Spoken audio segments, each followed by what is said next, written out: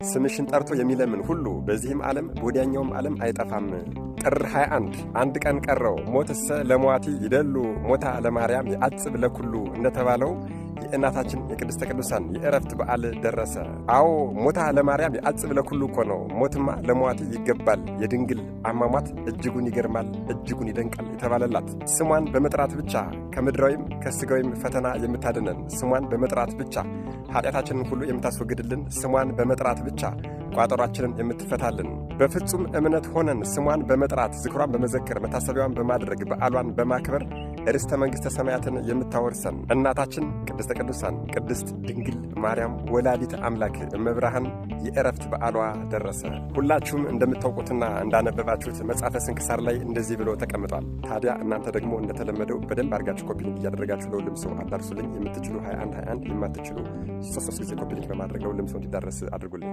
እናታችን ቅድስተ ቅዱሳን ቅድስት ድንግል ማርያም በጎልጎታ በጌታችን መቃብር ላይ ቆማ እየጸለየች እያለ መንፈስ ቅዱስ የዕረፍቷ ጊዜ እንደደረሰ አሳወቃት፣ አስረዳት። ታዲያ መጽሐፈ ስንክሳር ላይ ምን ይላል መሰላችሁ? እናታችን ቅድስተ ቅዱሳን ቅድስት ድንግል ማርያም በዚያን ጊዜ እንደዚህ ብላ ጸለየች ይላል።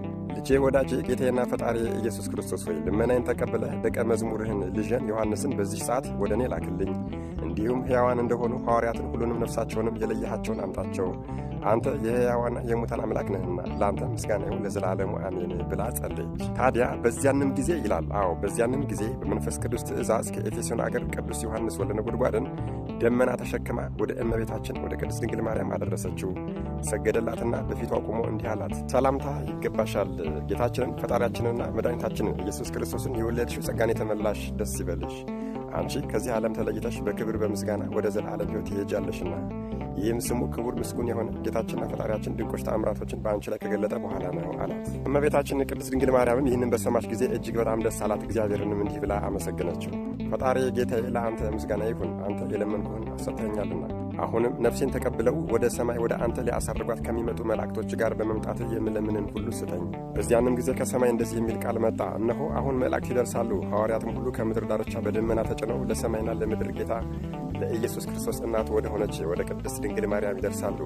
ወዲያውኑ ሁሉም ሐዋርያት የሞቱትም ከመቃብራቸው ተነስተው ወደ እመቤታችን ደርሰው ሰገዱላት።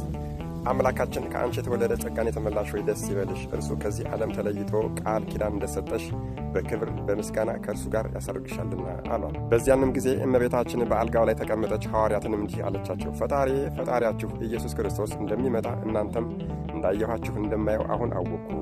ከዚህ ከሥጋዬም ወጥቼ ወደ ዘላለም ሕይወት እሄዳለሁ። ነገር ግን ተነግሩኝ ዘንድ እሻለሁ፣ ከዚህም ዓለም እንደምለይ እንዴት አወቃችሁ? ማንስ ነገረቻችሁ? አለቻቸው። ቅዱስ ጴጥሮስና ሐዋርያትን ሁሉም ወደ አንቺ እንመጣ ዘንድ መንፈስ ቅዱስ አዘዘን፣ በደመና ላይም በተጫን ጊዜ ወደ አንቺ እንደ ዓይነ ጥቅሻ ፈጥነን ደረስን አሏት። እመቤታችን ቅድስት ድንግል ማርያም ይህንን ነገር ከሐዋርያት በሰማች ጊዜ ድምጿን ከፍ አድርጋ እንደዚህ አለች፣ ጌታዬና ፈጣሪ ኢየሱስ ክርስቶስ ሆይ ክቡር ምስጉን የሆነ ስምን ፈጽሜ አመሰግናለሁ። የእኔን የአገልጋይህን መከራ ተመልክተህ ድንቅ ኃይልን አድርገህልኛልና ከእንግዲህ ወዲህ ትውልድ ሁሉ ያከብሩኛል፣ ያመሰግኑኛል አለች። ጸሎቷንና ምስጋናንም ስትጨርስ ሐዋርያትን እንደዚህ አለቻቸው፣ ዕጣን አምጥታችሁ በማጠን የጌታዬን የኢየሱስ ክርስቶስን ስሙን ጥሩት። እነርሱም እንዳዘዘቻቸው አደረጉ። በዚያንም ጊዜ የክብር ባለቤት ጌታችንና አምላካችን መድኃኔዓለም ኢየሱስ ክርስቶስ እልፍ አእላፋት መላእክት አጅበው እያመሰገኑት መጣና አረጋጋት። ያዘጋጀላትንም ተድላ ደስታ ነገራት። በዚያንም ብዙዎች ድንቆች ተአምራቶች ተደረጉ። ዕውሮች አይተዋልና፣ አንካሶች ቀንተው ሄደዋልና፣ ደንቆሮች ሰምተዋልና፣ ለምጻሞችም ነጹ፣ አጋንንትም ከሰዎች ወጥተው ሄዱ፣ ዲዳዎችም ተናገሩ፣ በሽታና ደዌ ያለበት ሁሉ ዳነ። እመቤታችን ድንግል ማርያም ወዳለችበት ቤት በቀረቡ ጊዜ ከደዌያቸው ይፈወሳሉና። ከዚህም በኋላ እመቤታችን ተወዳጅ ልጇን እንደዚህ አለችው፣ በአየር ውስጥ ተበትነው ከሚኖሩ ከሚያስደነግጡ ግሩማን መላእክት የተነሳ ከእሳት ባሕርም እፈራለሁ።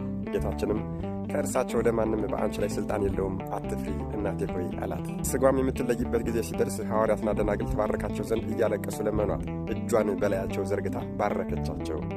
በዚያንም ጊዜ ጌታችን ንጽሕት ነፍሷን ከሥጋዋ ለይቶ በመለኮታዊት እጆቹ ይዞ በብርሃን ልብስ አጎናጽፎ ወደ ከፍተኛ መኖሪያ ከእርሱ ጋር አሳረጋት። ሥጋዋን ግን እንደሚገባ ገንዘው ወደ ጌቴሴማኒ ተሸክመው እንዲወስዷት ሐዋርያትን አዘዛቸው።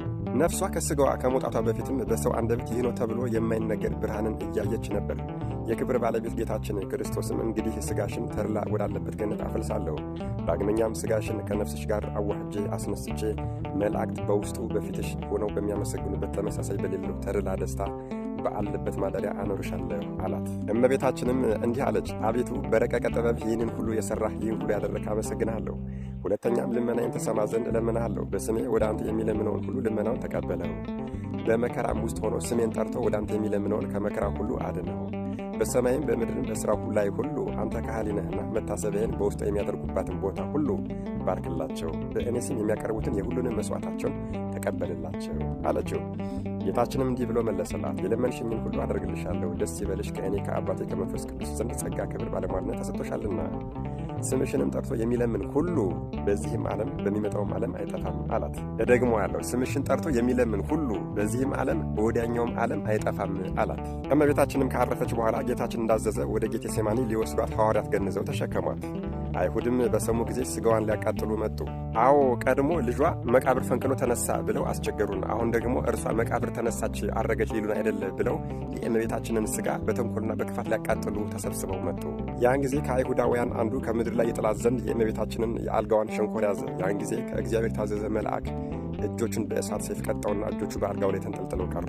ያን ጊዜ በጌታችን አምኖ ወደ እመቤታችን እያለቀሰ እንደዚህ ብሎ ለመነ። የእውነተኛ አምላክ የጌታዬና የአምላክ የኢየሱስ ክርስቶስ እናት አንቺ በእውነት ድንግል የሆንሽ በእኔ ላይ ይቅርታ ታደርጊ ዘንድ እለምንሻለሁ እያለ ጮኸ። በዚህም ጊዜ ከቅዱሱ ከእናታችን ከቅድስተ ቅዱሳን ከቅድስት ድንግል ማርያም ከሥጋዋ ለሊቀ ሐዋርያት ለቅዱስ ጴጥሮስ ጸሎት አድርጎ እንዲፈውሰው ትእዛዝ ወጣ። ከዚያም በሊቀ ሐዋርያት በቅዱስ ጴጥሮስና በሌሎችም ሐዋርያት ልመና እጆቹ ተመልሰው እንደ ቀድሞ ደህነኞች ሆኑ። በቀበሯትም ጊዜ ከዚያች 3 ቀን ኖሩ። ዕረፍቷም የሆነው እሁድ ቀን በጥር ወር በ21 በዚች ቀን ነበረ። ጌታችንም ብርሃናውያን መላእክትን ላከ። እነርሱም ሥጋዋን ከመቃብር ወስደው በገነት ውስጥ በዕፀ ሕይወት ስር አኖሯት። ሐዋርያው ቅዱስ ቶማስ ግን በዚያን ጊዜ አልነበረም። ለወንጌል አገልግሎት ወደ ህንድ ሂዶ ነበረ። በደመና ተጭኖ እየመጣ እያለ መላእክት ሲያሳርጓት እመቤታችንን አገኛት። መላእክትም ለአምላክ እናት ለእመቤታችን ለቅድስት ድንግል ማርያም ና እጅ ንሳ አሉት። እርሱም ሰገደላትና ተሳለማት። ከእርሷም ተባረከ። ከዚህም በኋላ ወደ ሐዋርያት ደረሰ። ነገር ግን ምልክት የሆነው ዘንድ የመግነዟን ጨርቅ ሰበን ሰጥተው ነበር። እሱም ወደ ሐዋርያት እንደደረሰ እመቤታችን ማርያምን እንዳረፈችና እንደቀበሯት እነገሩት። ቶማስም ሥጋዋን እስከማይ አላምንም አላቸው። ሥጋዋንም ያሳዩት ዘንድ ወደ መቃብሯ ባደረሱት ጊዜ በመቃብር ውስጥ ሥጋዋን አላገኙትም። ደንግጠውም አደነቁ። ያን ጊዜ ከመላእክት ጋር ወደ ሰማይ ስታርግ እመቤታችንን እንዳገኛት ምልክትም የሆነው ዘንድ መግነዟን ጨርቅ እንደሰጠችው ነገራቸው። ሐዋርያትም ይህንን በሰሙ ጊዜ የእመቤታችንን እርገቷን ስለ አላዩ እጅግ አዘኑ። ሥጋዋን በምድር ውስጥ ይተዉ ዘንድም እንዳልወደደ በመንፈስ ቅዱስ አስገነዘባቸው። ከዚህ በኋላ እንግዲህ የእመቤታችንን ትንሣኤ ያሳያቸው ዘንድ ሱባኤ ገብተዋል። አሟሟትሽ በጥር ነሐሴ መቃብር የተባለው ታሪክም ከዚህ በኋላ ይመጣል ማለት ነው። እርሱን ደግሞ በሌላ ቪዲዮ የምንመጣበት ይሆናል ማለት ነው። ሁላችሁንም እንኳን ለእናታችን ለቅድስተ ቅዱሳን ለቅድስት ድንግል ማርያም ወላዲት አምላክ እመብርሃን ዓመታዊ የዕረፍት በዓሏ መታሰቢያ በሰላም አደረሳችሁ አደረሰን እላለሁ። እንግዲህ ይህንን ቪዲዮ የማይመች ቦታ ላይ ሁኜ ነው የሰራሁት። ሁላችሁም ለሁሉም ሰው እንዲዳረስ በተቻላችሁ መጠን የሚቻላችሁን ያክል ኮፒ ሊንክ አድርጉልኝ። የምትችሉ 21 የማትችሉ ደግሞ 3 ጊዜ ኮፒ ሊንክ በማድረግ ለሁሉም ሰው እንዲዳረስ አድርጉልኝ። ለቤቱ አዲስ ናችሁ ፎሎ ማድረግ እንዳይረሳ። መድኃኔዓለም ኢየሱስ ክርስቶስ ከእናታችን ከቅድስተ ቅዱሳን ከቅድስት ድንግል ማርያም ወላዲት አምላክ እመብርሃን ረድኤት፣ በረከት፣ ምልጃ፣ ቃል ኪዳን፣ ፍቅር አይለየን። አሜን። ይቆየን።